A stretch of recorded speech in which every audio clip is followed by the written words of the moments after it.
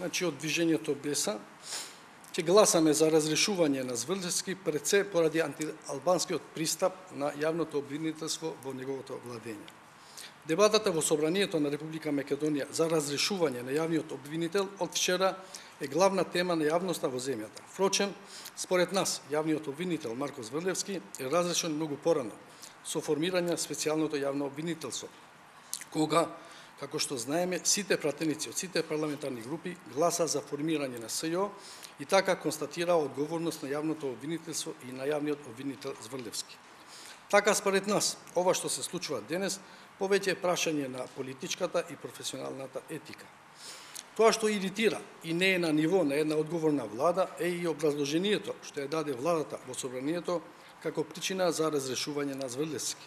Според заменик министерот за правда, причини за разрешување на јавниот обвинител се законски пропусти, опишани со Законот за јавно обвинителство и некои случаи во кои се вели дека јавниот обвинител не действувал или действувал во спротивност со законот или за други мотиви, како што е Македонска банка, случајот Аква, пин мерките кај премиерот, гонење на политички противници на тогашната опозиција, прислушуваните разговори и друго.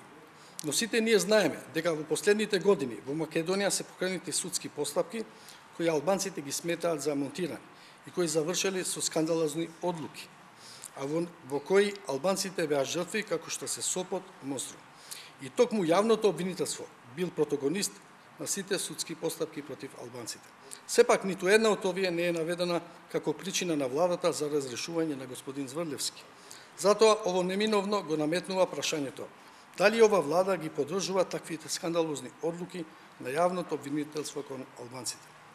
Да беше Министерството за правда повнимателна, имаше можност да ги спомене и случаите кога јавното обвинителство не действува според законските надлежности, како што се тепањата на учениците и другите млади албанци не само во Скопје или случаите кога албанците беа осудени за учество во протести и беа казнети со неколку години затвор.